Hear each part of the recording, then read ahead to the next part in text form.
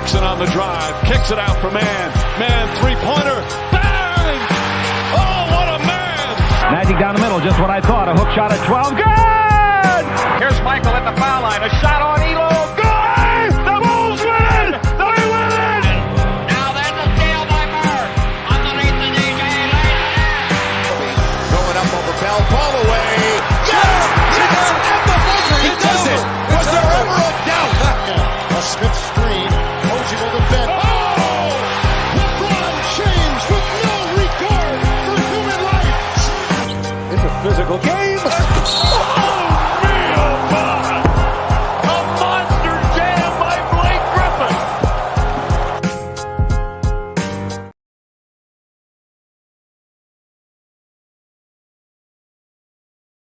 Griffin.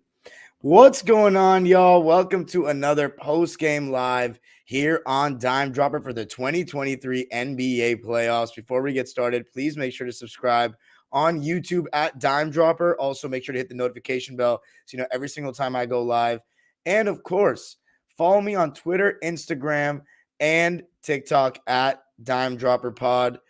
As we see a comment already from the crowd. Phil, what's up, Laker gang? Shout out to the people in the live tonight, coming to you live from Los Angeles late on a Sunday night. Technically, it's Monday morning, but I had to make sure I got this out and watch as many games as I could.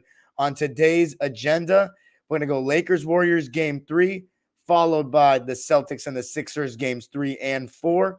And then we're going to talk about the Knicks and the Heat game 3 and the Suns and the Nuggets game 3. Apologies to everybody. I will not be able to do the electric, I heard, Suns and Nuggets game 4. Sadly, I did not get to watch it. I just didn't have the time, but I will, and I will talk about it on tomorrow's live after game 4 of the Lakers series and game 4 of the Knicks series. But let's get right into it. By the way, before I start, though, on the Lakers series, I want to say this to everybody. A big shout out to LeBron James Jr., Bronny James, USC. I mean, listen, man, I'm a USC fan because my dad went there and I saw him graduate when I was 7 years old. Believe it or not, I was a USC Trojans fan before I was even a Clipper fan. Reggie Bush was my first sports idol. If you've listened to me from the beginning, you've known I've said that. I didn't even know all the rules of football, but there was nothing more special than seeing Reggie Bush in his prime jump into the fucking end zone and flip. I mean, and my dad was going to, went back to dental school at the time. That was special. But it was really the first heartbreak I had in sports when Vince Young and the Texas Longhorns beat us in the championship. That killed me. But I was a USC fan for life in all sports. My favorite USC basketball team, I love the team with Taj Gibson and DeRozan in 2009. But my favorite team has to be, and the recent one with Evan Mobley was really good. That made it to the Elite Eight. But my favorite one has to be the Jordan McLaughlin, Chemezi Metu, Benny Boatwright, 2016-17 Trojans that beat Providence and then beat SMU with Semi Ojeleye. That was probably my favorite team because Jordan McLaughlin, that's just my guy. But anyway, so congratulations to Bronny, man. I thought if he was going to stay local, he was going to go to UCLA because UCLA just has, it's the storied basketball school, which my sister and dad also proudly went to. If you're wondering why I didn't get to go to any of these schools, my grades weren't good enough. But I went to the University of Massachusetts Amherst, which between you and I, shits on any school in LA. UMass gang, Minutemen and Minute Women. Where we at, son? In the comments, if you're watching this video, let's hear you because Celtics fans, you're getting a little too quiet for me, my Celtics fans. I know I got some. You're getting a little too quiet. Let's go with the Lakers, though, guys. But so, yes, congrats to Bronny. I'm excited to see it. The problem is I probably won't be able to see it in person because USC tickets are probably going to be more expensive than Clipper tickets at this point. I mean, fuck. I hope we get to see him. And I don't know if he'll start. I mean, we ain't no joke. But he is LeBron James' kid. And I also can't judge his game. I haven't seen him play a full game in ever. So, can't judge. Let's talk about the Lakers and the Warriors. Game 3. Obviously, whoever wins this game would have the pendulum of momentum swung in their favor. And, it was a Laker response, but it didn't seem like a Laker response at first. The Warriors actually came out hitting shots, especially Klay Thompson coming off screens. And I want to say this, though. You could tell from the jump that Anthony Davis's defense and just his body language in general was just sharper. Immediately, the first play of the game, the Lakers threw it to AD on the wing. I talked about how they only used him a lot as just like a screen and roll guy. And I think oftentimes you've seen this season where the Lakers can use Anthony Davis so much as a screen and roll guy that it's like, hey, this guy can get the ball isolated on the wing and go to work. He's Anthony Davis. He's not just a role player. And you saw in game 1, that was very successful going at Kevon Looney. Game 2, you saw Draymond Green guard AD. This game, you saw a little bit of Draymond, a little bit of JaMychal, and Draymond Green was getting major foul trouble. Going to be addressing the foul stuff as the episode continues. But for now, just going to keep it in the first possession. Immediately loading up and doubling off of Anthony Davis, leaving D'Angelo Russell open. D'Lo hits a 3, ends up hitting 3 threes in the first quarter. I think he has 11 points in the first quarter. So shout out to D'Lo. He really set the tone for the Lakers to start the game scoring-wise, because besides him, after AD made his first 2 shots, he was 2 for 5. He missed his next 3. LeBron didn't shoot the ball till midway through the second quarter. It was very Magic and Larry-esque. And I've been talking about LeBron playing a little bit more like those guys right now, the way he's been off the ball and kind of conserving himself from when he needs to go off. And that's one thing that I really have tried to emphasize to my subscribers and followers. If you've been with me since day one, you know that I say this all the time. The reason why I learned this is the Bill Russell, Wilt Chamberlain story arc. Sometimes less is more. You have to understand, when a certain guy is, handling the ball so much and wants to create every shot, if they need to do it by necessity, that's a little different. And at times, LeBron James over the course of his career has had to control the game with the ball in his hands by necessity. But there are also times where, largely, teams will build rosters around those players, the Luka Doncic's, the James Hardens, the Steve Nash's, with those guys having the ball in their hands a lot. Chris Paul, for example, with the Clippers. We built the team around him because that's just their style. They play on the ball. But when you can rest as a great player, rest meaning in the game rest, let other guys get more confidence, not just feed off your plate. Maybe your stats won't look as good, but they will become better players in the long run. It may not be better short term, but long term, they will be better players, and that will help you. And I think LeBron has done a good job of maturing in that sense. And in my opinion, it's not just trust. He's played with better teams than this, but the trust of D'Lo and Austin Reeves on the ball and letting him conserve, because he really physically can't anymore play like that on ball the whole game. And that's fine. I mean, at his age, he's already so much better than anyone he has been at that age, really.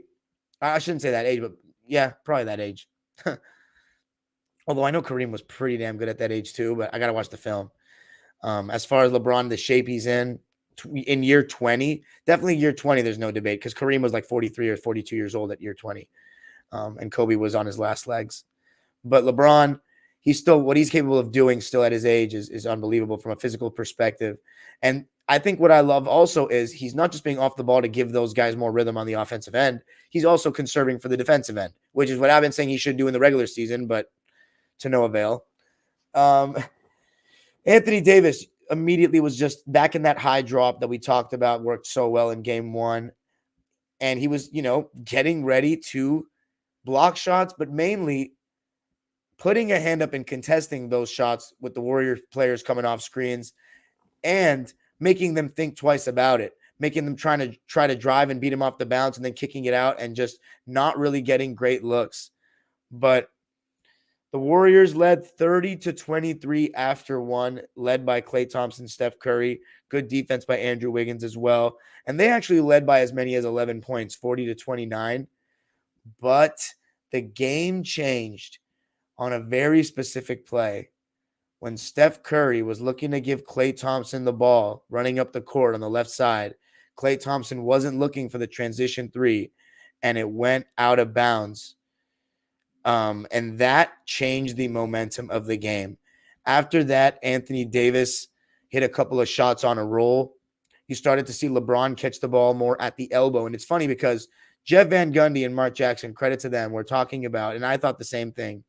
LeBron needs to, at this age, and just given who's guarding him and the fact that he can't get by guys the same way anymore facing up that he used to against the elite of the elites, like a Wiggins, use your strength that you have and always have had for the last, he's always been strong, but the real bully ball last 12, 13 years since Miami, you still have that. And I would say his post game is actually in footwork are a little more refined now than ever before. And you started seeing him go to that post and elbow as if he heard the commentary himself. And it's not just his ability to score by being right around the rim and using the strength. It's how much teams double and how great of a passer he already is, which is one of my biggest critiques of LeBron throughout his career as well, is not going to the post enough where he is such a great passer out of it. And you see off-ball actions happening. He can get the ball, bounce past the AD right underneath the rim. You can see back screens and exit screens being set where he can get D'Lo a pop-out three. Different looks like that, or even just everybody loading up on him, the cross-court whip pass backhand that he loves to the left wing when he's posting up on that right side. I mean, so many great things can happen out of LeBron catching the ball at the elbow or the post, and you were starting to see a little bit of that, and AD catching the ball on the wing. Team's going to double. It's just a matter of the Laker players hitting shots. And a guy that came into this game and out of nowhere and had a huge impact, Lonnie Walker. Lonnie Walker's had some good moments this season. I think he's shown me that he's a better defender than I knew about coming out of San Antonio. He has good length, good hands, very athletic, and he works harder than people give him credit for on that end. And I thought he and Austin Reeves, even though Austin Reeves could not hit a three, both of them were doing a really good job, Dennis Schroeder included, chasing Steph Curry over screens, just chasing him around the court. Klay Thompson as well. And I think the Lakers were doing a really good job closing out. And when the Warriors went up by 11 and AD responded, LeBron started to shoot a little bit. D'Lo continued to score. You started to see the Lakers get stops with AD affecting just about everything. And the Warriors start to go a little bit cold and get sloppy and struggle to play defense without fouling. And the game completely started to change. Draymond Green got into foul trouble. AD was putting a lot of pressure on the Warriors. And let's see how many free throw attempts Anthony Davis had. 12. Being aggressive. And, the Warriors were icing the screens all day long, forcing the Laker players baseline. Dennis Schroeder trying to funnel him to his left, even forcing LeBron baseline. That opens up the pocket pass for AD at the foul line with the defense loaded up. Guys got to make open threes, but AD was also, it's all about him just making those shots off the pocket pass in that in-between area, those one-handed push shots, those foul line jumpers. And one thing about Draymond Green and Kevon Looney, they do a pretty good job helping and recovering. So he's not always going to be open for those shots. Sometimes he's going to have to make a move, which when AD's on it, he can make those moves, whether it's that one dribble spin that he loves or just going into the body for a little step back. You even saw in this game in the second half, he had a one-legged shot falling away to his left. I mean, after the 2 of 5 start, he hit his next 5 shots for the rest of the game. And the fact that he only shot 10 shots and to me was the best player on the court by a significant margin for the second game out of 3 is just a testament to how impactful he was on the glass and on the defensive end in that high drop. I mean, he does such a great job of getting out and showing on the ball handler and being attached to the roller. But I also want to give a shout out to LeBron James in the second half on defense. And at halftime, by the way, Lakers were up 59-48. So a 36-18 second quarter. This is after they were down 40-29.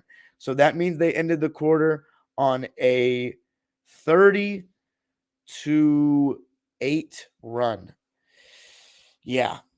As I said, for the Warriors, getting sloppy with the ball, missing shots, especially the supporting cast. I mean, Steph wasn't too great in this game, in my opinion, but the other guys, the Jordan Pooles, the Dante DiVincenzo's, just not good enough from them. I mean, Jordan Poole, he's having a real nightmare playoff so far. And on both ends of the floor, he has had moments where he's been passable defensively and not that bad. But he also has his moments where he's not a good defender, which he's not overall. And he just takes really tough shots. Again, 0 for 4 from 3 in this game.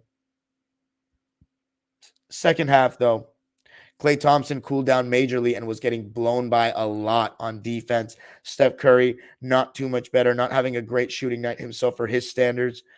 Andrew Wiggins was, in my opinion, really the only guy that was playing well for the Warriors to me. Warriors fans, if you think there was somebody else, you can tell me. but I didn't really see much else from anyone. They were not making shots. The Warriors as a team shot 13 for 44 from deep, 29.5%. So another poor three-point shooting night for the Warriors. Actually, no, I shouldn't say another. They've shot well in this series from three. Not a good three-point shooting night there. The Lakers shot 13 less threes than the Warriors, 15 for 31, shot at a very high percentage, 48.4%. And Draymond Green, when he got his fifth foul, I believe that was in the third quarter. And look, I'm not going to lie. There were absolutely some harsh calls against the Warriors. There is going to be home-centric officiating, especially after game 2. But I do not think that was the main reason the Warriors lost. I don't. And honestly, I'm going to go more into that at the end of this. But LeBron James' defense in the third quarter, and it was mainly his transition defense. LeBron, you can really tell, especially in a playoff series, when certain guys are just reading the scouting report. And LeBron, being as long as he's been in the league, is not just the only reason why he can read it. It's because he cares about that detail. And that's what separates the GOATs from the greats, is that psychological game. And LeBron, he's played these guys before. He knows that the emphasis is going to be to get out in transition, off of misses, and go get easy baskets and transition threes. A couple of times he would hit a dead sprint and deflected the ball. There was one time and he got into the, deep into the crowd. That's a special moment. That gets the crowd engaged. That shows your hustle at age 38, just stopping at what could be, just 2 points while you're winning by double digits. Doesn't matter. You set a tone as the leader at 38 years old. You see that. Other people want to do that. Other people got to play at that level of effort. That's not normal. You don't see that from LeBron all the time these days. And you just got to love that if you're a Laker fan, to go along with AD's defense, because AD, it's just a totally different game when he's not in. When they went small, there was a period where the Lakers went small. It just didn't look very good. Anthony Davis is everything for this team defensively. Everything. Not to take away from the Lonnie Walkers and the Austin Reeves and the Dennis Schroeders and the Vandos that play their good perimeter defense. But Anthony Davis shuts shit down. He is having a, dare I say, Bill Russell-like defensive impact in these playoffs. It's pretty amazing. As I say, best defender in ball. That's what I think. Best defender in ball. And in this game, you saw that on full display. The Warriors, though, they just were boneheads overall. And then they just didn't play very well. There's not much to say. They got dominated physically. Let's look at the team stats. The Lakers ran away with it after that. And by the way, LeBron with some big blocks, and you could just see how ready he was to get blocks and help defense in the half court and in transition, chase downs. There was that one beautiful block he had on Jordan Poole. When LeBron's engaged defensively, it's done. It's just a different ballgame. He's a different player, and he energizes the team in a different level. And D'Angelo Russell just continued to be spectacular. Dennis Schroeder, he missed a couple of his threes in the beginning, but as the game went on, he was just awesome. The Lakers in a big win, second straight blowout in this series, win it 127-97, 30-point win. And I also want to say for the Warriors, a lot of what we saw in that game too was heavy doses of high pick and roll with Steph. I feel like they went away from that to the frequency that they used it in game 2. And I don't think that's great, even though I'm always pure passing the ball and their off-ball movement and the motion and the read and react offense. Sometimes you just got to get the ball in Steph's hands as much as possible. And I think only 21 shot attempts when everyone's shooting that poorly. And, 9 for 21 is not that bad. It's not great for Steph, but it's not that bad. He's still shooting 40% from 3, 4 for 10. Get him the ball a little bit more. The other guys just didn't have it.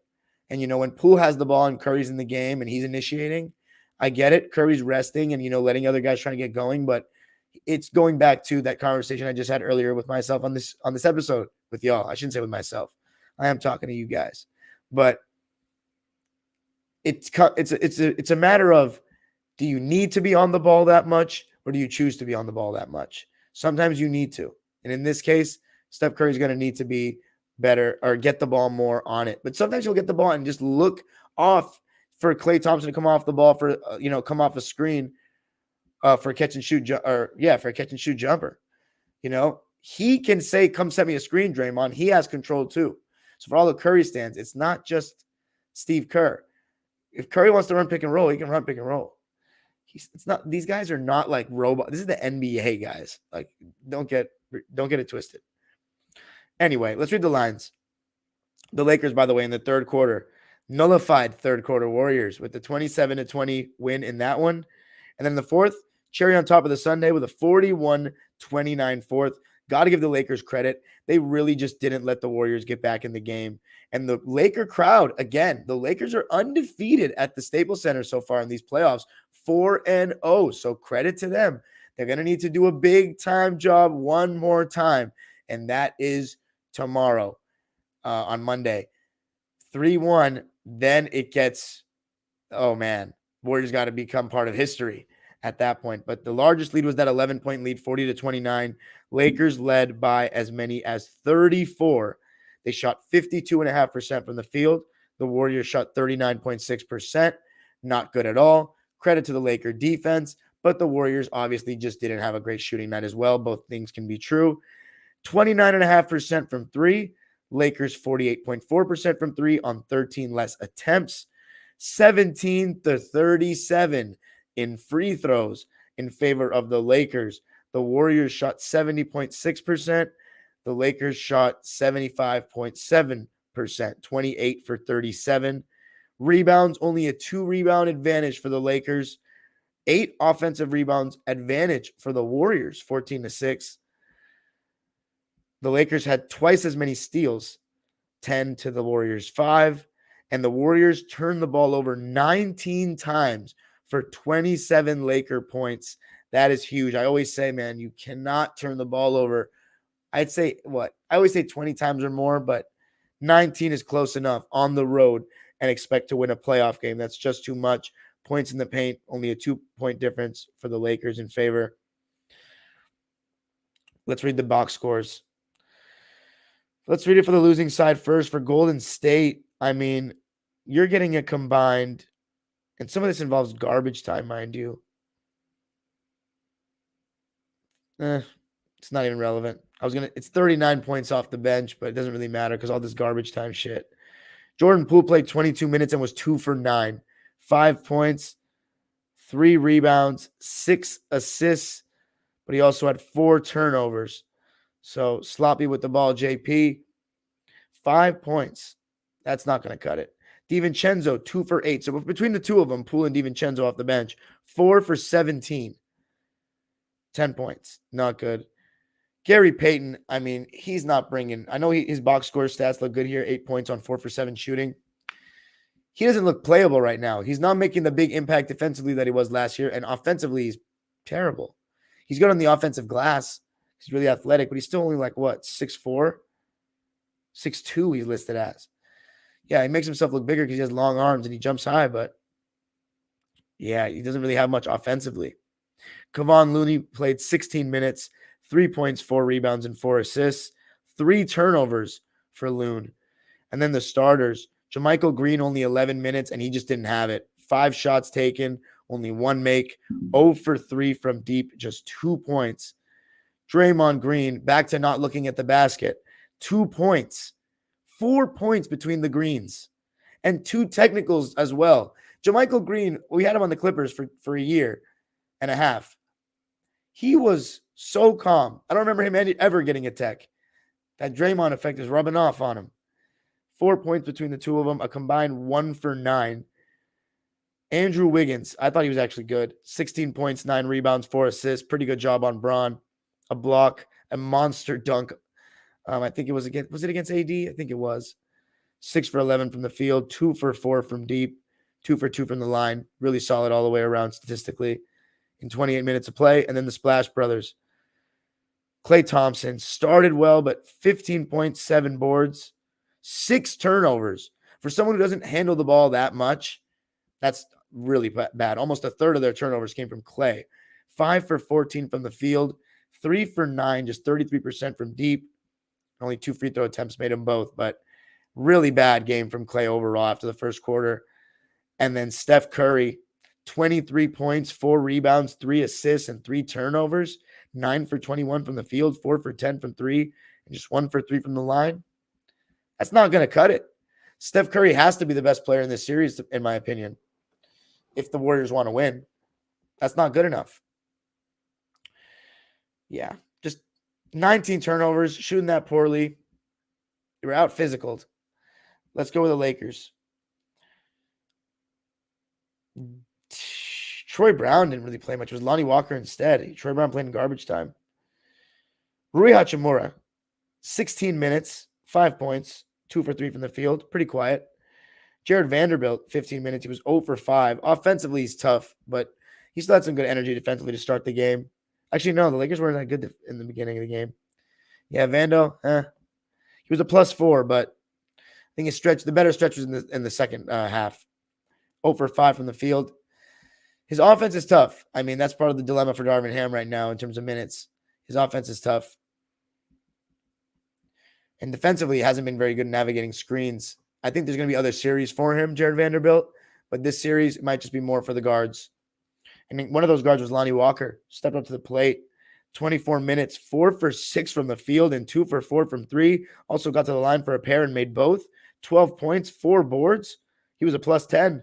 What a game from Lonnie Walker. Credit Darvin Ham making the change. I know a lot of Laker fans have been saying he should play, but Darvin Ham has been doing a good job. The Lakers are, before this game, 3 games away from a conference finals after being the 13 seed.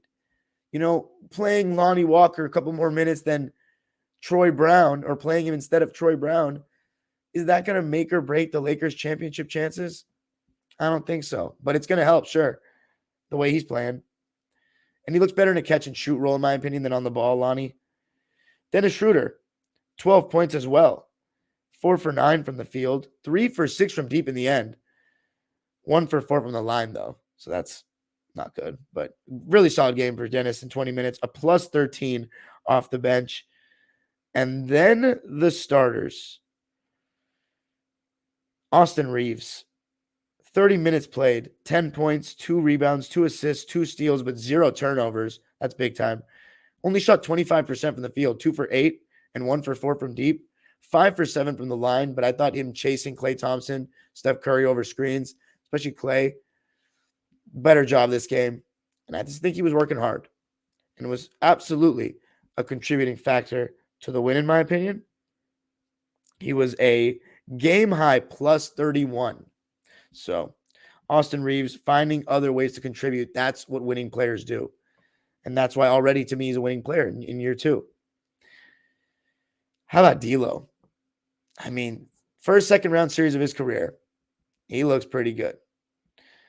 21 points, 3 rebounds, 5 assists, 8 for 13 from the field, 5 for 8 from 3. In the 2 wins, he's been fantastic. 5 for 8 from 3, man, that's impressive. LeBron James, also 21 points, 8 rebounds, 8 assists, and 0 turnovers. You got to love that from LeBron, taking care of the ball. I also want to give D'Lo a shout-out defensively. He's been really solid. But LeBron, good defensive game, just a really great all-around game for him. He was a +26, only 11 shots, too, 6 for 11, but got to the line and didn't settle. Only 4 3-point attempts, made 2, 7 for 8 from the foul line. You're going to take that all day from LeBron. And then the main man, Anthony Davis, 25 points, 13 rebounds, 3 assists, 3 steals, 4 blocks. So 7 stocks, as they say, some of those guys that love those, new statistics. I feel weird saying these things. So I'm just going to say 7 steals and blocks combined. Maybe stocks is better. But anyway, 25 points, 13 rebounds, 3 assists, 3 steals, 4 blocks on 7 for 10 shooting and 11 for 12 from the line. Best player on the court in 2 games. Lakers have won 2 games. So it really comes down to, what AD are we getting next? Are we getting a bad game again? Because look, if he has another good game, there's a good chance the Lakers win this and go up 3-1, and then I think it's a wrap. No matter how many games it takes, as long as the Lakers don't let it go to 7, it's done. The other guys need to step up for Steph. It'll be interesting to see what kind of adjustments Kerr makes. But Draymond Green needs to look at the basket. They need to do a better job of playing defense without fouling. Klay Thompson will bounce back, in my opinion. Jordan Poole needs to have a good shooting game. How about DiVincenzo have a good shooting game? And then as for the Lakers, they combated the ice really well. They tried to keep forcing a baseline. They found good pocket passes, though, good cross-court passes from LeBron and such. And AD was able to, it's really just about AD making those mid-ranges and, shots right inside the paint. on those pick and rolls when they ice it. Because they just let the ball go to the middle and then crowd the middle, but AD can still make a move in the middle. So it really comes down to how AD reacts to catching the ball there in traffic. But anyway, I'm going to talk about the refs thing, and then I'm going to get some water. We'll come back and talk about another what's it called? Another game. What are you guys talking about in this chat? What are you guys talking about? Anyway, all right. Let's talk about the ref stuff. So look, Warriors fans, I understand the frustration. I said in game one, I think that the Lakers got a little bit of a better whistle, but I think the Lakers outplayed the Dubs. They were more physical. They were getting into the paint more. And it's like, look, when the Warriors are going up, like you have, to me, the best rim protector in basketball. The Warriors don't have a great rim protector. Their best rim protection with this era has been preventing straight line drives with really good switch everything personnel. Steph is on the decline in terms of his defense this year. In my opinion, hasn't been as good as last from what I've seen. And I've watched a lot of Warriors games this year at this point. Klay is not the defender he once was, and you saw that a lot in this game. Draymond is not as good defensively in space, but he's still pretty elite. They don't have KD anymore. Wiggins is like him and GP2, and GP2 is not good enough to see the floor, not good enough offensively right now to see the floor consistently. It's really Wiggins is the only guy that's really sitting there locking up on the perimeter, because the Warriors, I don't know, man. They look old at times. They look old and slow at the point of attack. But I still think there's a response coming. Point is this. In game 2, I thought the Lakers didn't get the benefit of the whistle. I thought the Warriors got a better one. The Lakers are going to get more free throw attempts in this series. If you want to make it as simple as just looking at free throw attempts, that's a very basic way of looking at ball. What if a team is actually getting fouled more? I'm a neutral observer here, man, and I think that the Lakers have gotten the benefit of the whistle in 2 games and the Warriors in 1. And yes, you can say that's correlated to the 2-1 series. But that is not the main reason, man. The Lakers have outplayed the Warriors. Anthony Davis has been a monster. These motherfuckers are going up scared. Besides that one Wiggins dunk, these fools are going up scared.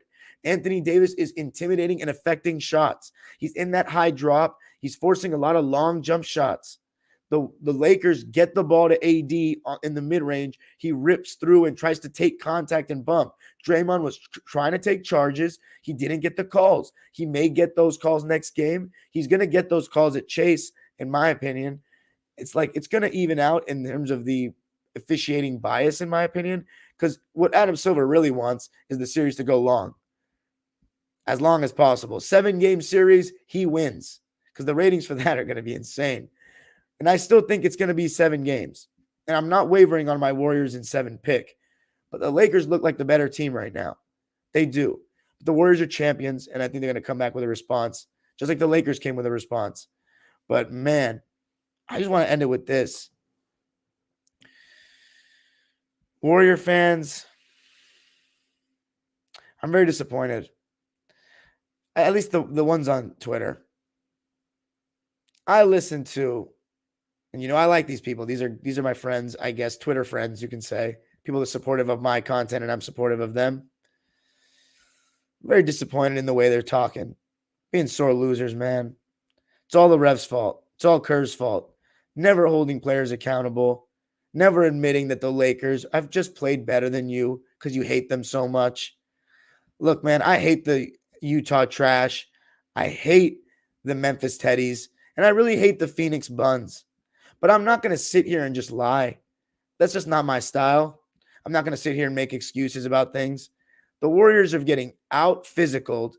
They're getting look, the Warriors all season have not been able to play defense without fouling. And now you're saying it's a huge deal because it's the Lakers, and it's convenient to blame the officials because it's the Lakers, and they have been the benefit of a lot of, officiating scandals and stuff like that throughout history. It's true.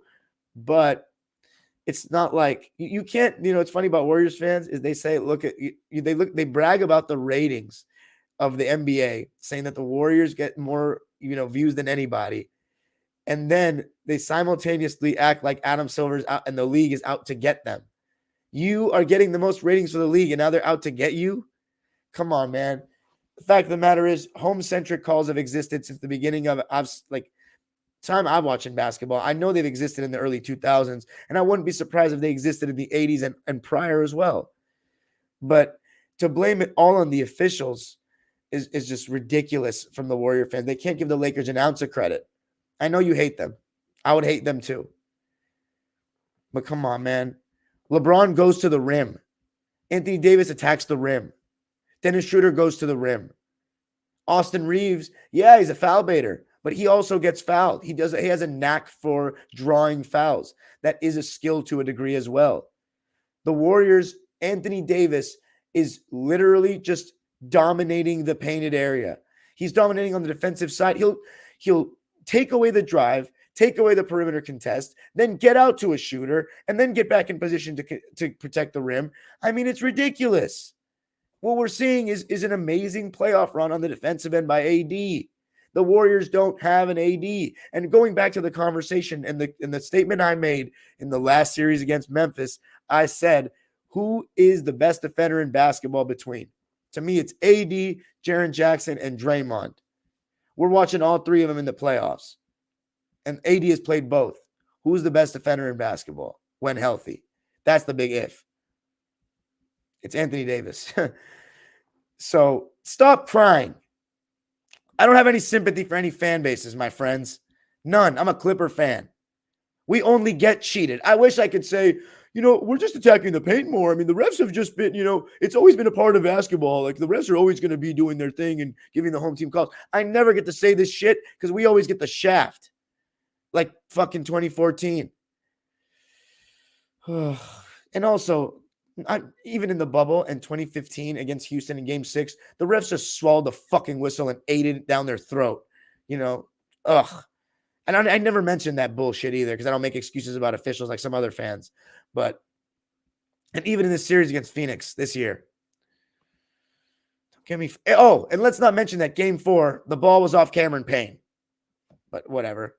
All right, guys, before we transition, so stop crying, Warriors fans. It'll even out. If there's another game that's Laker, Game 4 is also pro-Lakers officiating-wise, then we can cry. But it's not going to happen. But anyway, before I go into the next games, the Sixers and Celtics, let me get some water because I am thirsty as shit. Don't go anywhere. Wow, guys, I'm really impressed. 12:43 a.m., and I got 47 people in here. You guys are amazing. Don't go anywhere. Let's just read the comments. Let's go with the comments. You guys are the best. You better not go anywhere. I'll come back in 45 seconds to a minute. All right? Hold me to that time.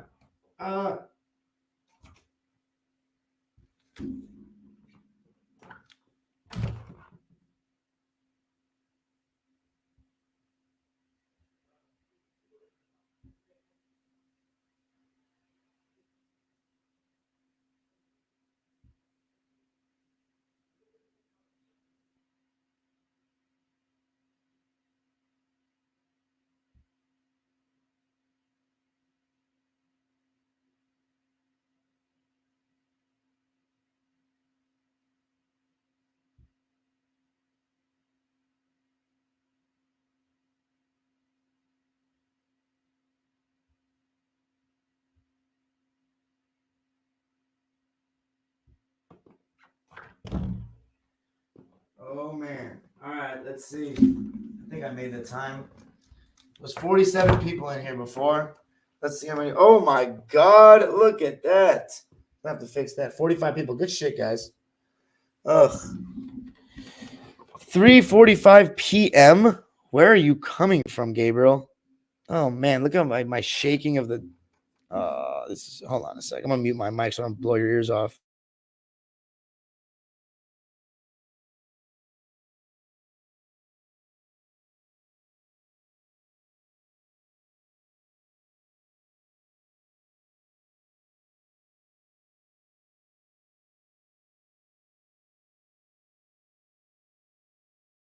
All right.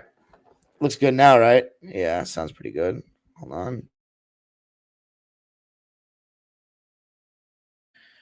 Hong Kong? That's nuts. I really got followers in Hong Kong, man. That's fucking sick. That's crazy, dude. International squad. You got to love that.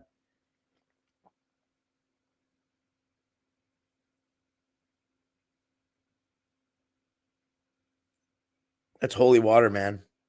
All right, let's get to it. Whew.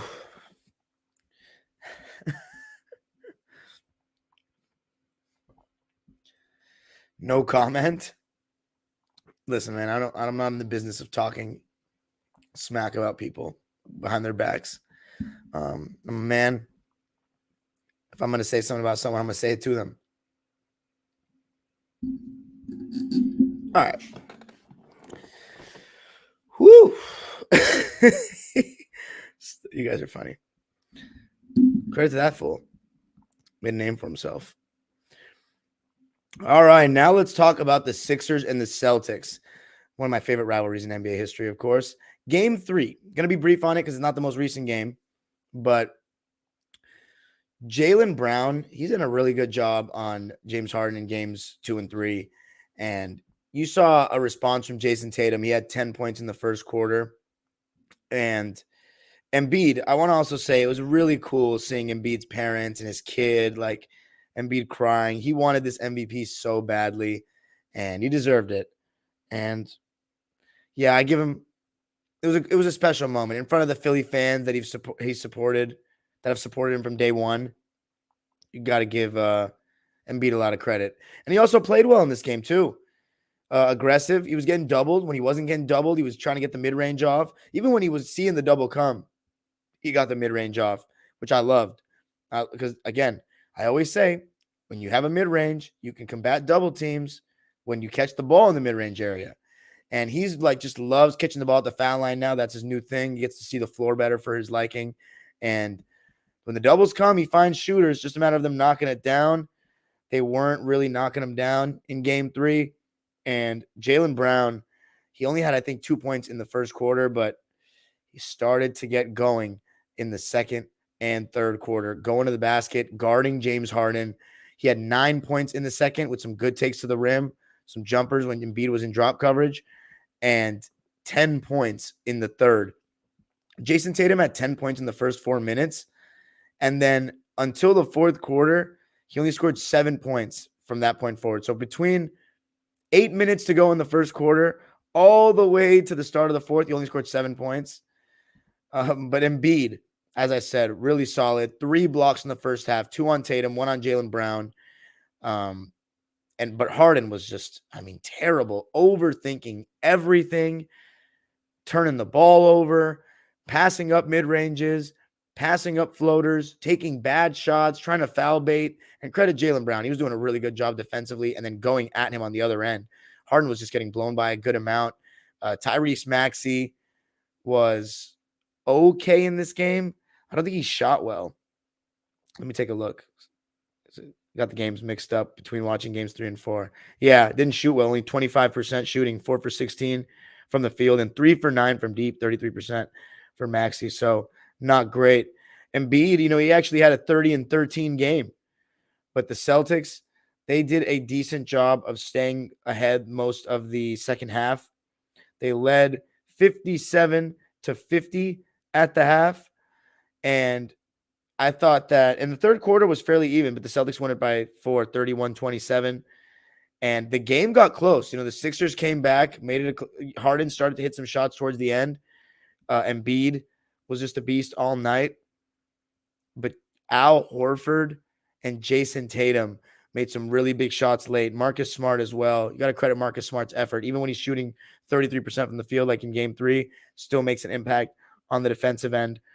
He actually had a game high plus 18 plus minus 3 steals. So super active as usual.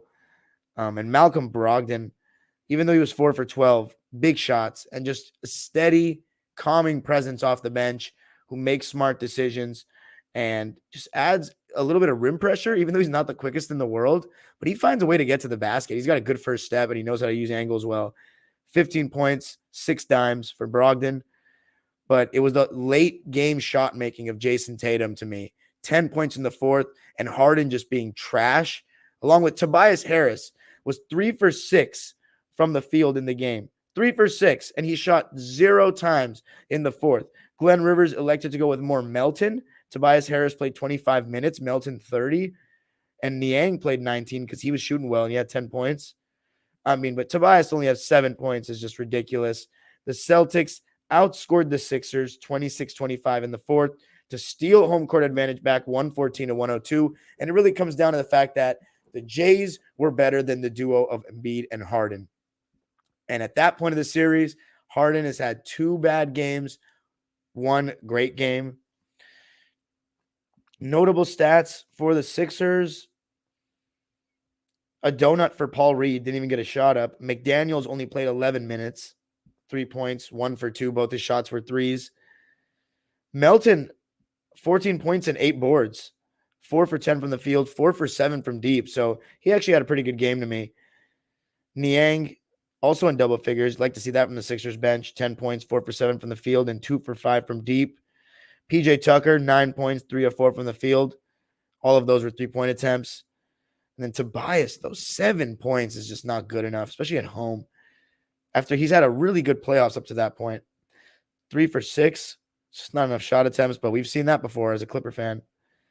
Maxey, 13 points, 6 boards, 4 for 16 from the field, and you're starting to see the Celtics really try to put him in the action. But that's not good. 25% from the field and 33 from 3. And Harden, 16 points, 6 boards, 11 assists, but 5 turnovers. Yeah, 5 turnovers ain't good. 16 points, 3 for 14 from the field, 2 for 7 from 3 in 41 minutes. James Harden looking like Plumber Jim in game 3 and 2. And they were, by the way, just icing him to his right the whole time and trying to get him to make that pocket pass and trying to read it. And it was working pretty well. How about the C's? And by the way, as a team, Sixers only shooting 40% from the field, but 43 from 3. But yeah, just, man. So from 2, they shot 15 for 41. How about the C's? 8-man rotation, no Sam Hauser. Grant Williams has now basically replaced him in the rotation, which is, by the way, he took oh my God, that was scary. Joel Embiid literally, his foot, the bottom of his foot landed on Williams' head and smashed it like curb stomp damn near. Ugh, it was gross. But Grant Williams played 23 minutes, had a donut, missed 3 threes. But I thought he did a really decent job on Embiid, just being strong and just making life a little bit difficult. The Time Lord only played 16 minutes, 4 points, 5 rebounds. The Celtics want to switch everything, and then they'll double and then just try to rotate, run the Sixers off the line, and they do a good job of that. Malcolm Brogdon, I already said him, 15 points. Derek White, 13 points, 6 boards, 4 for 9 from the field, 2 for 5 from 3. Solid shooting night for him. And pretty good defense as usual. Marcus Smart, 15 points, 3 rebounds, 4 assists, 3 steals, 2 turnovers, so not too bad there. The Celtics, see how many turnovers they had. 12 to the Sixers, 13. So both teams in that department. But for the Celtics to have 6 guys in double figures is pretty good. 6 out of the 8 rotation players, just Grant Williams and Robert Williams not getting in double figures. But Derek White, 13, Brogdon, 15, Smart, 15. Then Horford with 17 and a big 3 late from the top of the key. Just so good, even at his age. And I think the defensive matchup against an Embiid is more favorable than, switching onto the perimeter. But in games 2 and 3, he did a decent job.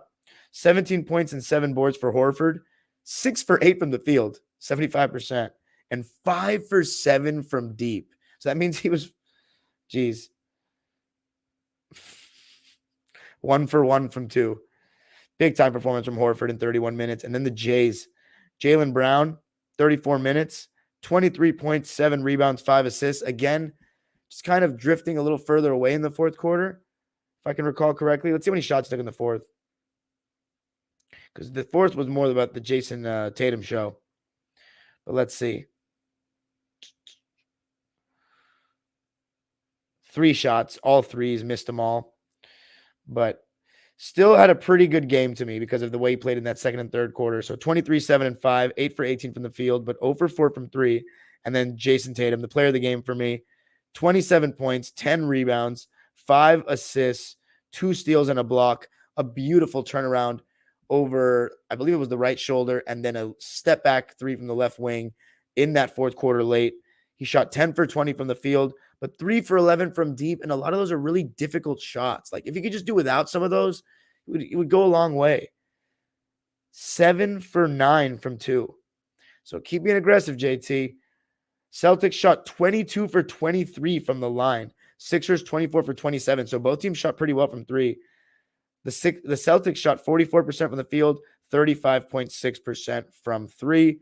When it 114 to 102 to take a 2-1 lead. And then on this Sunday, what an electric game 4 we had. I turned it on in the middle of the second quarter, and the Sixers were up by 11.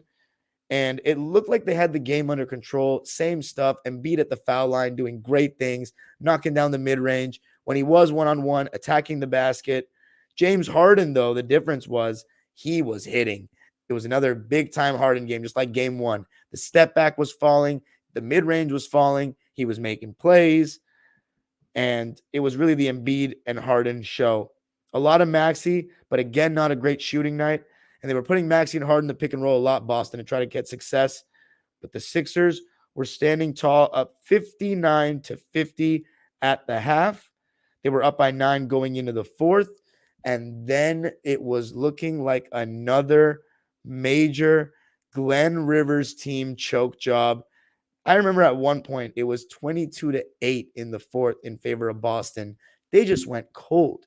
And Glenn really leaned into the starters in this one because it's a must-win game. You don't want to go down 3-1. He only played an 8-man rotation, and Paul Reed only played 6 minutes, 2 points, 1 for 2.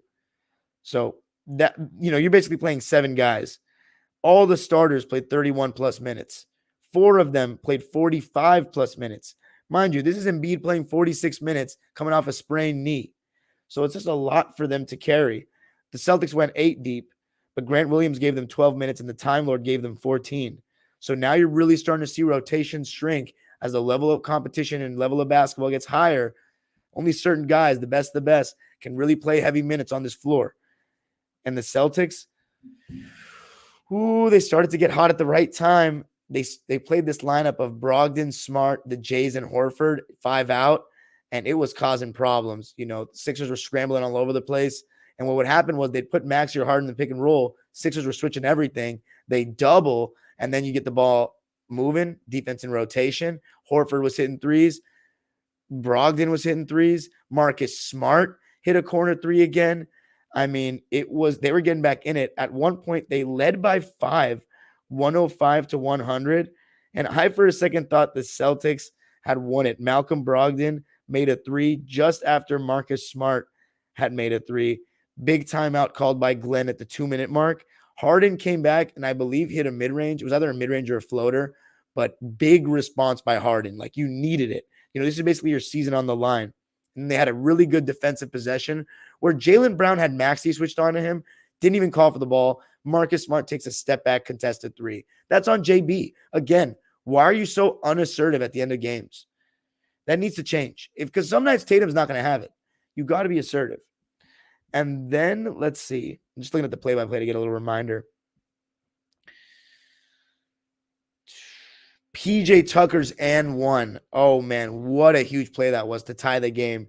PJ Tucker just making little, I don't want to say little plays, but doing the little things and making big plays off on the offensive glass, effort plays, going for loose balls, keeping possessions alive, knocking the ball off somebody out of bounds, going for an offensive rebound, those kind of things. He just does the little things that don't show up on the stat sheet. Made the free throw to tie the game at 105. But then Marcus Smart gave the C's the lead at the foul line. And Horford was like really locking down Embiid towards the end of the game. I thought Embiid was gassed. He was starting to catch the ball and not go to the basket when Horford was really pressing up onto him. And I remember PJ Tucker got in his face and was like, I think he was just telling him to be aggressive. Like, dude, this is our season right here. Oh, wow. I just realized the game went to overtime. So for the minutes to look like that, it wasn't all but 2 minutes. It was overtime that I had to account for. But season on the line. James Harden to tie the game makes a floater to tie the game at 107. What a big shot from Harden. Marcus Smart off a Jayson Tatum kickout gets a wide open 3. Such a good look. And he misses short. could have put the Celtics up 3-1. And I got to give credit to the Sixers in overtime, especially Embiid. He found a second gear. He was much more aggressive. He was crashing the offensive glass, got a loose ball foul. There was one time where he went to the basket and Marcus Smart took a charge and actually got it. Then there was another time where he went to the rim and scored, and he was just more aggressive in the OT, not settling. He started out with a mid-range to give the Sixers, or to pull the Sixers back within 1. And then you saw him get to the line and give them the lead. And what sealed the game, Jayson Tatum hit a step-back 3 to give the Celtics the lead, 115-113. Crowd wanted to push off against Maxey. What a shot by Tatum. But Joel Embiid, James Harden hit the 3. And by the way, the pick and pop action was working really well, even late in the game with Harden and Embiid. But Harden's 3 made it his second game winner of this series. Unbelievable. For a guy that I don't like, by the way, game-wise. Unbelievable, though. Got to give credit where it's due. But the last possession for the Celtics is just so, I don't know what's happened to the NBA, but now we just, hold till the last shot when we're losing. I was never taught that.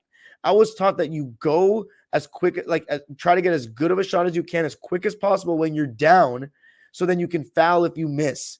You don't wait till the last shot and say, oh, don't want to give the team a chance to win it. Bro, trust your fucking defense. What is this pussy shit? Marcus Smart, and by the way, Missoula had 2 timeouts. Why are you not calling a timeout? I understand going when the defense isn't set on a miss, but on a make, when the defense feeling himself, the crowd is loud, the momentum, the defense is set. What was that all about? Marcus Smart didn't even get the shot off. Disgraceful. I mean, and no, I'm waited so long. I forget who even made the shot at the end, but he took so long. I mean, it was just a joke. It was just a joke. But you deserve to lose by doing shit like that. I don't understand that wait until the end when you're losing. Rudy Gay did that in 2012 against us, and it was a joke. But anyway, huge win for Philly. They keep their season alive and make the series more interesting. We got a 2-2 series, ladies and gentlemen. Our first one of these playoffs. And now I'm going to read the lines. Man. Whew. For the Celtics, Grant Williams and Rob Williams only combined for 6 points on 1 for 3 shooting between the two of them. I'm sorry, 2 for 3 shooting between the two of them. Malcolm Brogdon played 36 minutes. Really solid game from him. 19 points, 8 boards on 6 for 13 shooting, and 5 for 8 from deep. So he was preferred to Derek White in this one. Wow. He's been really good in the playoffs, as I expected. As for the starters, Derek White played the least amount of minutes of them. 31 minutes played for him. Another really efficient shooting night. 12 points, 5 for 11 from the field, and 2 for 4 from deep. Marcus Smart. Actually, no, let's go to Horford first. Not as good of a shooting game, but just his defense and his hands, the amount of strips that he gets. I mean, 5 blocks and 2 steals. That's ridiculous. That's AD type. Man, is my lip bleeding? Jesus. But 10 points, 7 boards, 4 assists, 2 steals, 5 blocks. Insane. 3 for 9 from the field, 2 for 7 from 3. So he didn't have a great shooting game, but I thought he played really well. Marcus Smart, 21 points, 3 rebounds, 7 dimes. Really solid game from him. 6 for 15 from the field and 4 for 10 from 3, but missed the open 3 at the end to win the game. And even worse, just held the ball too long and did not get a shot off. Didn't go quick. Ridiculous. Smart still has those bonehead decisions in him. And I hope that doesn't come back to haunt Boston. The Jays. Jaylen Brown, 23 points, 3 rebounds, 5 assists. 10 for 16 from the field. And again, just didn't really notice him enough in crunch time. It's not good enough for a player of his caliber. 44 minutes played, shot 16 shots. Like, come on, you're shooting efficiently. Jayson Tatum, assertive. Started, 0 for 7? And found a way to just make plays on both ends of the floor and on the glass. I mean, 24 points and 18 rebounds. Jesus. 4 of those offensive rebounds, 6 assists, a steal, and 4 blocks on 9 for 20 shooting, 1 for 6 from deep. So another poor shooting game from the 3 ball. So both games in Philly just didn't shoot well from deep, but 8 for 14 from 2 in 47 minutes. But the Sixers win it 116-115. I still expect the Celtics to win in 7 as I predicted. Could win in 6, but just got to take care of business in game 5, and I think they will because they really could have won both these games in Philly. But I want to say, James Harden, 2 really good games, and in those games they've won. The 2 bad games they've lost. So he's the X factor clearly for Philly. Embiid, he's looked good after this injury. Game 2 he didn't look good, but games 3 and 4 he's been awesome. So good for him so far. Hopefully for his sake he can continue. But what a series we have. It's a 3-game series now. I'm excited to watch it. I still got the C's though, and I still think they're going to respond. Now let's go to the Suns and Nuggets game 3. What a display in the first quarter right off the bat from Devin Booker and Jamal Murray. Obviously, that Murray-Jokic pick and roll, pick and pop is so hard to guard, but I think the Suns have figured out a formula to get Murray to shoot more shots by staying home on Jokic. Make Murray, and by the way, I want to say a Kogi in them, Craig, whoever was doing the job of the point of attack on Murray, did a really solid job in game 3. Like, he still had a big scoring game, but he worked for his points.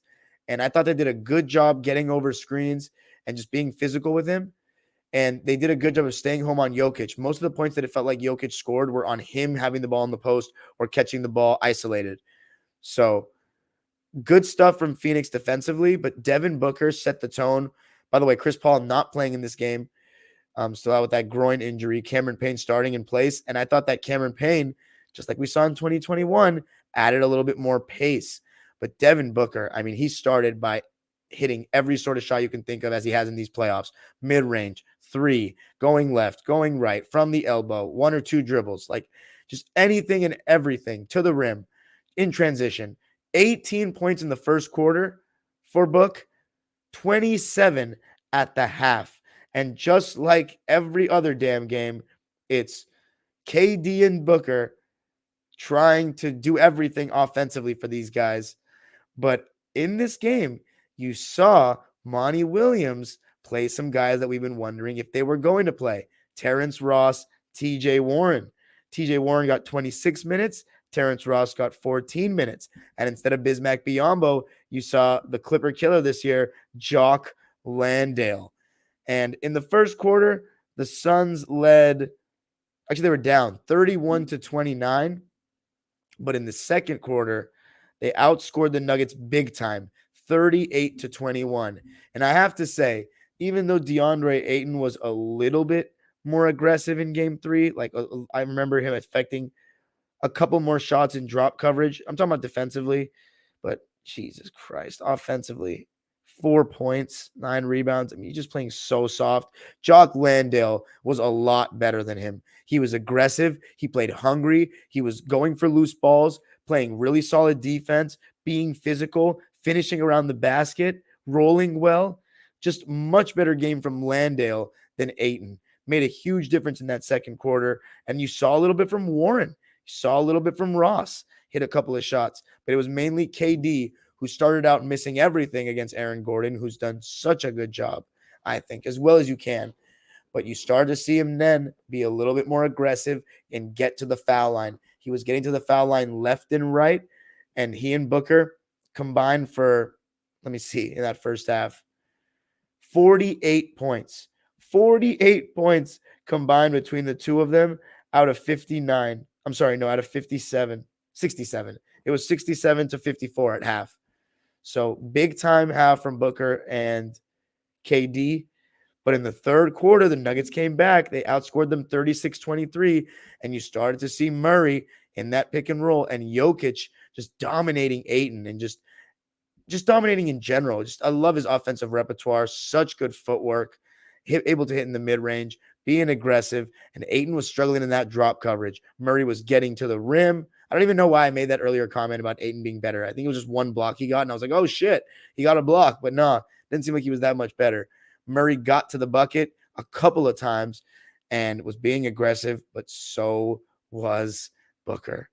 I mean, every time they needed to restore order, he and KD would. They were hitting the mid-range, and at this point, they were drawing doubles. And when they're drawing doubles and you give it to them, talk about guys that can attack closeouts and pull up on a dime. That's what they do. They, unlike other players, don't neglect parts of the floor, and were knocking down shots to keep the Suns afloat. And one thing I loved was that Kevin Durant was just emptying the clip.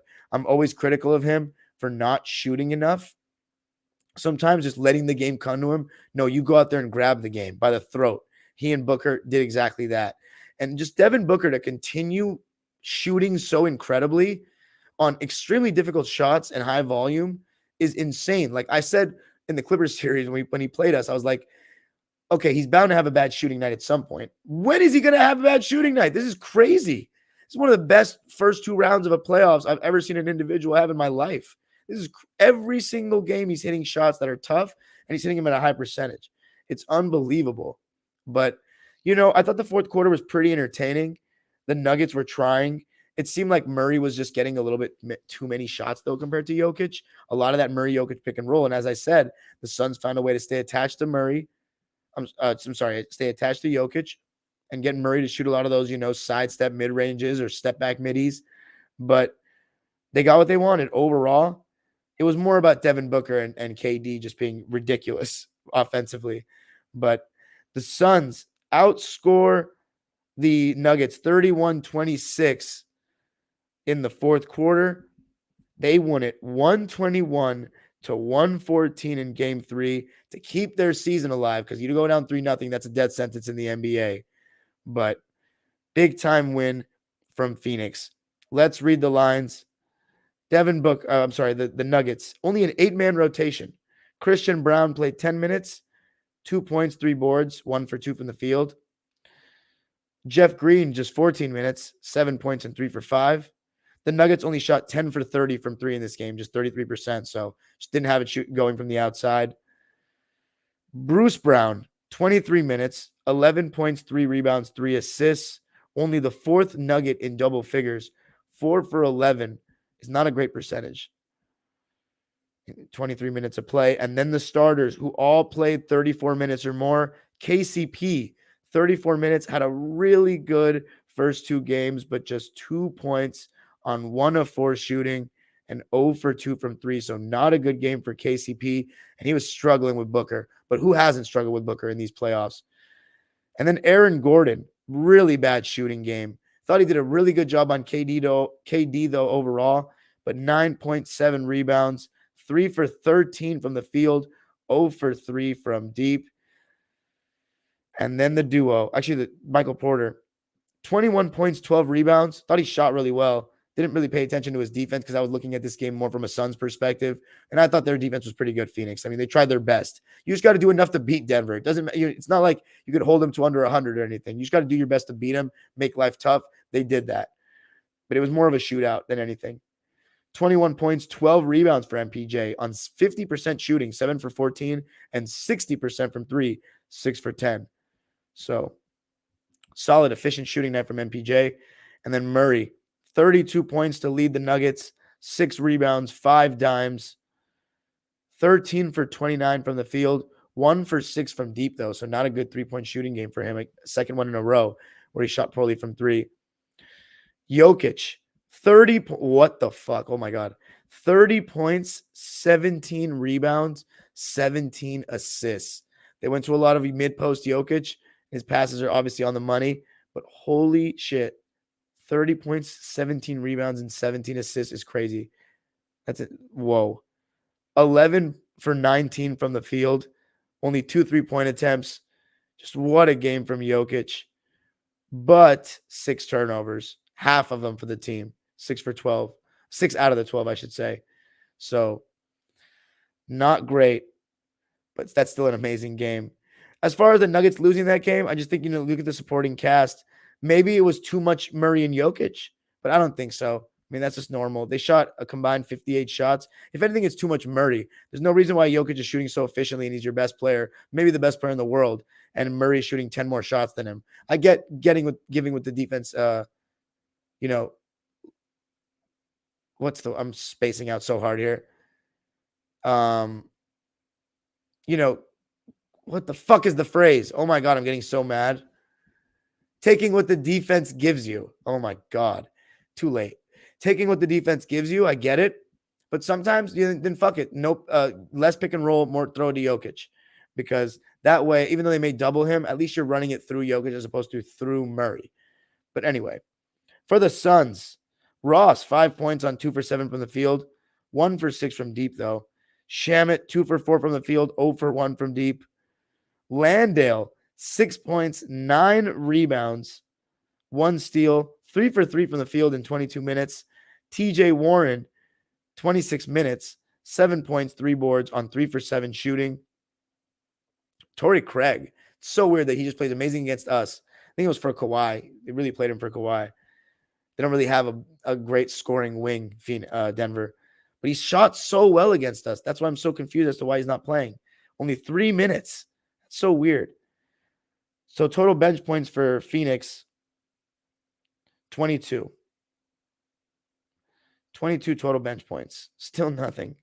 And then if you combine Okogie, that's 24 because he only had 2 points and played 10 minutes. Then you combine Ayton, that's 28. Combine Payne, that's 35. So Booker and KD combined for 86 of the 121 Suns points. That is crazy. Kevin Durant, 39 points, 9 rebounds, 8 assists, 2 blocks. I will say this about KD. His defense was so good. His rotations, his rim protection, even one-on-one, really solid. 12 for 31 from the field for him. 1 for 5 from 3. But I don't care about efficiency. He emptied the clip in a must-win game. Love it. That's what I want to see, KD. Be aggressive. I don't want to see because I hate the Suns. But I'm just saying, from a basketball neutral perspective. 43 minutes for KD too. So he worked hard, played a lot. But Booker, another player of the game for him. 47 points, 6 rebounds, 9 assists. How many turnovers? 3 turnovers, so 3 to 1 assist to turnover ratio. But listen to this. 20 for 25 from the field. 80%. 5 for 8 from 3. So that means he was 15 for 17 from 2. That's insane. You really want to tell me 10 players are better than Devin Booker? Over the last 3 years, there are 10 players better than him? You're on fucking crack. I know you might dislike him. He's a whiner, this and that, Kardashian curse, front running, doubled in pickup. Like, I don't care. It doesn't affect his game. He still scores from everywhere on the court. He can stop on a dime going both directions. He doesn't need that many dribbles. He doesn't need that much space. And he's consistent. And he guards more than people think. And he's a very underrated passer. And come on. And he plays better in the playoffs because his game translates to the playoffs. Mid-range. Amazing, two-team effort or two-man effort from KD and Book to win that one. 121 to 114. The Buns win. Make it 2-1. I'm going to watch game 4 at some point before tomorrow so I can talk about it. The Nuggets won the points in the paint battle, by the way, 52 to 48. The Suns, 23 fast break points to the 11 for Denver. Pushing the pace more with campaign. Love to see it from them. And less than 10 turnovers, just 9 for Phoenix. They also shot 89% from the foul line. Nuggets, 86%. Nuggets shot 21 free throws. Suns, 18 free throws. Both teams not shooting well from 3. Suns, 9 for 28. 32%. Just still not a good three-point shooting team. Denver, 10 for 30. But the Suns shot 50.5% from the field. Nuggets, 44%. And finally, the New York Knicks and the Miami Heat. Jeez.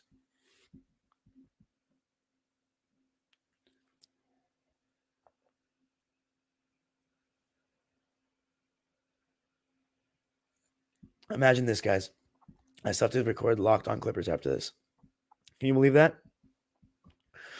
That's my fault. But it is dedication. I also want to watch all the games. By the way, Super Chats are turned on. If you want to drop $1 or a dime. Come on, man. Give me something. Let me get $1 or something. I'm just kidding. I don't need your money. But it always helps. Let's change the scenery a little bit, eh? Nah. Dun, dun, dun. All right. Let's get back to it and end this shit. By the way, shout out to people in the live. Let me read some comments. Why not? Lakers in 6. Lakers and Warriors game was very unwatchable, second and third. I feel you. Joey C said, I'm getting sick of the Warriors fans constantly crying about the fans. It's so corny about the free throws. Right, Chowdhury said, nervous about which AD we're going to get tomorrow. Yeah, I'd be nervous if I were you too. Goat James says, Lakers need to win tomorrow and end it in 6. Suns versus Nuggets going to go 7. What's up, Stocks Inho? Stocksinho. Goat James says he's playing defense. That's crazy at this age. Well, bro, when you play basketball, you should play defense, no matter what age you are, in my opinion.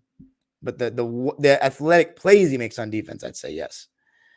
LeBron has been playing great defense, and I mean great, says Joey C. Hit the lick button, chat. You know what he meant. Real takes over fake debates. SB Talk Sports says, salute some and the chat. Can't lie, playoffs been fire so far. Salute, man. Never seen you before. Says, salute Dime and the chat. Playoffs fire so far. Who you got coming out of the West and East? I've been said Celtics and Nuggets. N.A. Pants said, Lonnie been dying to play. He's super eager and ready. I love that he has fresh legs right now. Steven Whiters says, LOL, don't like to hound on coaches, but man, they can be stubborn. I don't know why it took Lonnie so long to get time. I'm going to need Warriors fans to stop calling for Curry and Klay defense. Well, interesting. SF said the way Warriors fans talked about the officiating was insufferable. Kobe fan 124 says, crazy stat, LeBron has yet to lead the Lakers in scoring in any of their playoff wins. Interesting. Right Chowdhury says game 4 will be a slugfest. Stock Senio says we're gonna see even better LeBron game tonight. Kobe fan 124, he gonna do it tonight, lead the team in scoring. Django says Wardell Curry II. Search and Destroy says, in the end, does anyone beat Bron and AD? Yes, I think so. Django says turnover game always get the best of the dubs all season and post. Double D Worth says oi. Oi. Search and Destroy says Rui has to do better. Great job, Lonnie. Django said Draymond, please stay out of foul trouble. Search and Destroy says Reeves needs to step up. E. Gibson says AD puts together some back-to-back solid games. They will win the series. Yeah, probably. Search and Destroy says D'Lo, great first quarter. Search and Destroy says 0 big stat, which means the turnovers for LeBron. D'Lo on fire in the first. Great game for the Lakers. Game 4 will be huge. You got Double D Worth, a guy with 94K subs watching your live. Go ahead and being noticed. Oh, is that Denver from Twitter? Oh, shout out to Denver then if he was subscribed now. Thank you, man. 94,000? Damn, I didn't even check out his YouTube channel like that. I should. Showtime Nick says, it was great to win game 3. Got to protect home court again in game 4. Yes, sir. Warriors fans is Frickle Sissy, says Hudson Main 87. Django says, just feed Klay. He can't hold on to the ball that long. Interesting. SF said, my ears were bleeding in Urkel spaces listening to the complaining about the refs. Search and Destroy says, AD playing good equals wins. Jonah Kim. Wow, haven't seen that name in a while. What's up, Jonah Kim? Says, I can't lie. I'm worried that AD will turn into DeAndre Ayton tomorrow. He hasn't even had back-to-back 20-point games, and I know he's always amazing defensively. The Lakers need his offense tomorrow. Stocks Eno says, I need Draymond don't get suspension at any moment so that dumbass Curry, Klay, Trey never lost the series and all 3 played games. The series can die. I feel you. Hudson Main 87 says, Warriors fans crying out the refs, the refs, the refs. Weaklings. Domo Genesis says, Lakers have done it all season getting to the line. Fans that don't know shit about basketball crying. Healthy AD is impossible to beat. All ball. Oh, wow. Fabian's still up? Wow. I doubt he still is. AD shows up. Lakers will win tomorrow. Golden State has struggled on the road all season and is getting older. Hudson Main looks like he knows the Lakers are going to win the championship, according to him. Let's go, Dime, says All Ball TV.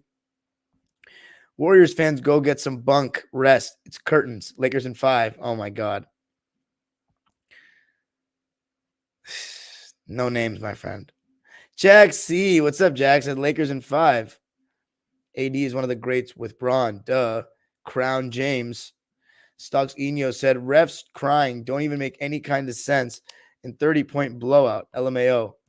All Ball TV says, win or lose, Warriors have to make some changes. It would be a different series if Green and Poole gave you someone on offense. Facts. Can't forget about that dude, Urkel. I like Urkel. June 28th, July says, Kevin Durant out of bounds against Harden's Rockets. But that was random. LeCrown James. Right, said Urkel always got something to cry about. Are you on Twitter, right? How do you know these people? You don't follow me. Stocks Eno says Curry face of the league. NBA rigged. They want Golden State Warriors to get eliminated. Yeah. Why do Warriors fans even have been with the Lakers anyway? What? AD is an all-time great. Warriors don't have anyone that puts pressure on the rim except for maybe Wiggins. What's up, June 28th, July? He says, thank you, by the way. He says, do Nuggets need CP3? Nuggets or Suns? If you mean the Suns, no. Nuggets, no, they got to be able to win with that. It doesn't matter if CP3 plays or not. All right, let's finish this off. All right, Knicks and Heat. Wow. The Heat just look like a totally better team on both ends of the floor from the beginning of the game. I mean, Jimmy Butler was getting double teams in the beginning. And again, the Heat supporting cast showing up to play. It's been the difference in the series. It's been the difference in the Heat's regular season success versus playoffs. I mean, of course, Jimmy Butler has been sensational, and he was, again, amazing, getting and ones, drawing two defenders, making plays. But the other guys have really impressed me. The Gabe Vincents, the Kyle Lowrys, and, of course, Spo. I mean, the Knicks offense is going to be really ugly at times. It's just Jalen Brunson, and when he's not hitting, it's tough. I mean, you got finally, RJ Barrett had a lot of good games. He was playing well, but he didn't play very well in this one. Julius Randle, bad shots. Emmanuel quickly, rush shots. Even Brunson didn't have a good shooting game. And the Heat, it was just wire to wire. Led by 8 after 1, outscored them in every single quarter. Led by 8 after 1, led by, a score of 58-44 at the half. And, I mean, the Knicks were kind of hanging around, but they just lost every 50-50 ball they lost. Their defense wasn't horrendous to me, but every 50-50 ball they lost. The Heat were just a more aggressive team. And, I mean, the supporting cast, let's just go through it. It wasn't even close, the game. 105-86, Miami wins by 19. As you can tell, this is the game that I paid the least attention to, so I don't have that much to say about it. They just look like the better team, straight up. I mean, let's read it for the Knicks. Deuce McBride didn't really play. Only 1 minute, so it was garbage time. The Knicks shot 34% from the field and 20% from three. They still generated a lot of open threes. I mean, the Heat played really good D, but they still generated a lot of open threes. 8 for 40. 40 is still too much when you're not making threes like that. It's not good enough. 34% from the field and 20 from three. Not going to win on the road. And let's see how many turnovers they had. 13. So not great. Quentin Grimes. I think there's a chance he starts again in game 4. He hasn't started since he got injured, but that was the starting lineup they had for the majority of the season. Maybe put him back in it. I don't know. 8 points, 3 for 7 from the field, 1 for 4 from deep. Obi Toppin had a rough one. Just could not hit shots. 2 for 6 from the field, 1 for 4 from 3, and got some really good looks. 5 points. Hartenstein, just not the same impact that he had in game 2. He had a donut in 26 minutes. Didn't even get a shot off. So I think the Heat did a good job of preventing those little push shots in the pick and roll. Quickly hit some threes, but again, he just hasn't really had a good shooting game in these playoffs like that. I don't even think he's had a great game in the playoffs at all. I mean, the first game against Cleveland, 0 for 5. He had 2 good shooting games in a row in games 2 and 3, but the game that the Knicks lost by 17, that wasn't a very good game for him. The game 3 when they won by 20 and he was 4 for 6, I'd say he was good in that one. He had 11 points, but we haven't seen a nuclear 6 man of the year quickly game. So far in this series, he's shooting 36% and 19 from 3. This is not good enough for a guy that I said should win 6 man of the year, and Knicks fans were saying should win 6 man of the year easily. He has not been good enough. 4 for 12 from the field, 2 for 8 from 3. That's just ain't it. 12 points. A combined 25 points from the Knicks bench. The Heat's bench, you got 32. So only a 7-point difference for the Heat bench. Duncan Robinson played 13 minutes, had 4 points on 1 for 6 shooting and 1 for 5 from 3. But he wasn't a liability defensively at all. He actually held his own. He was a +7. Haywood Highsmith, he wasn't bad. 5.6 rebounds, 3 of those offensive rebounds. I remember there was one time where he was just all alone for an offensive rebound. The Knicks just all over the place.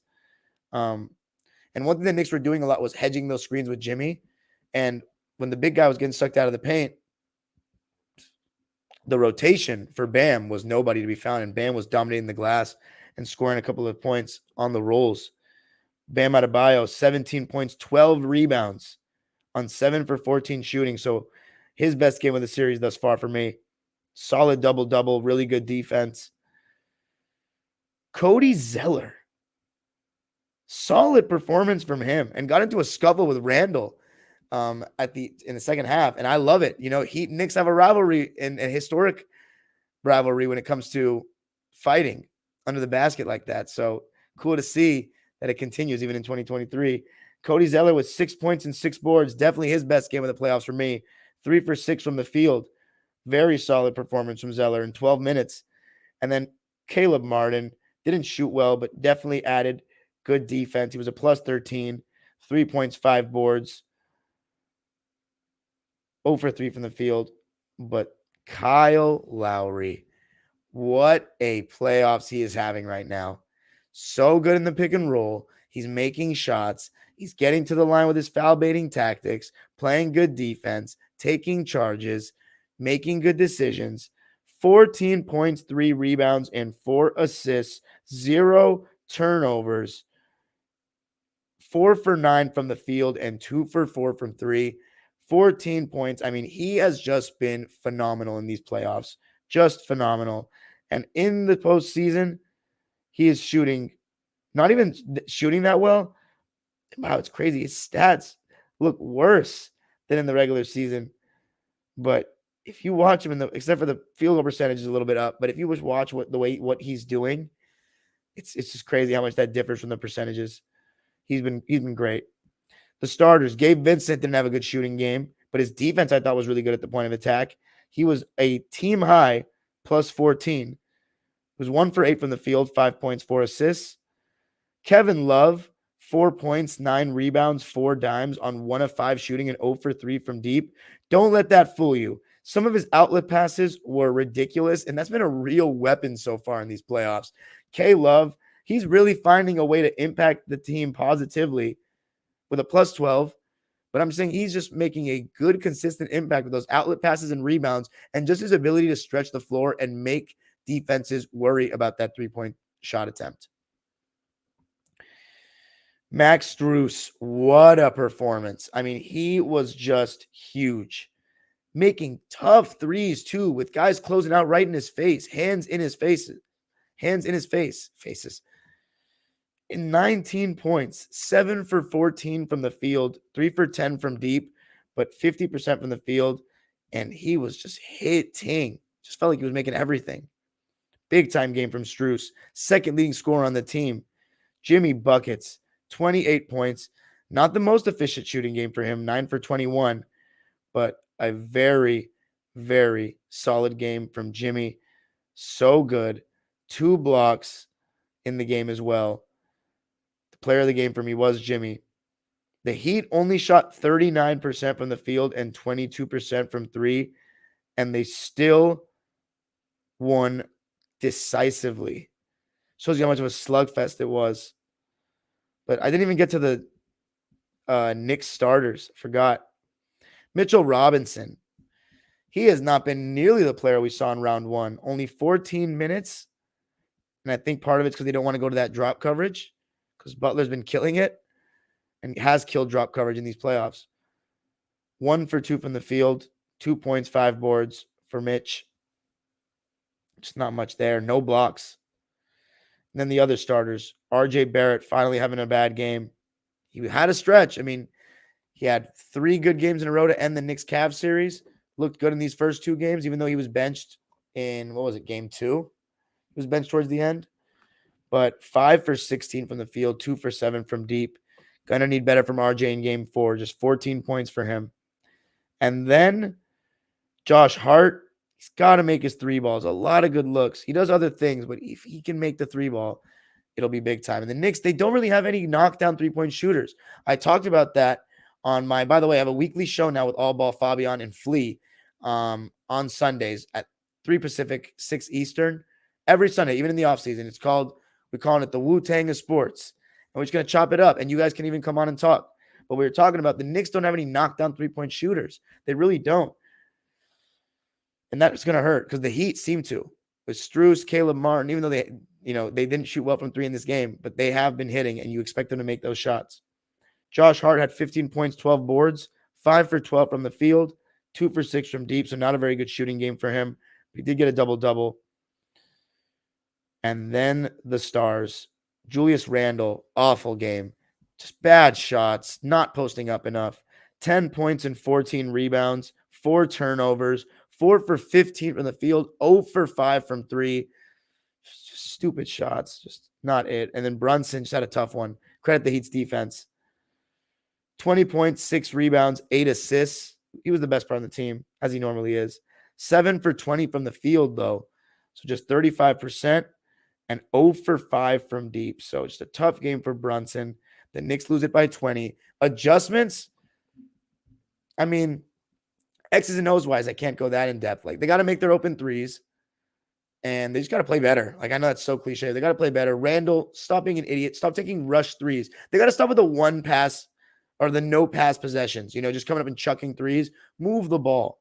You know what I'm saying? Get Randall in the post a little bit. In the mid post where he can turn and face, not so high. It's more honestly Randall's choice more than anything. And then what else can I say? Barrett's just got to be aggressive, try to go to the rim, and Hart and them got to make their threes. And Robinson's got to be more commanding. Come on, where's the Robinson that we know and love? But anyway, must-win game for New York, must-win game for Golden State. Should be exciting. Going to be talking about those 2 games and Phoenix tomorrow. Thank you so much for joining me, guys. I got to get off, even though I'd love to read more of the comments. But I got to get off. Shout out to everybody joining me from around the world. This live has shown me how many of you guys are coming from around the world.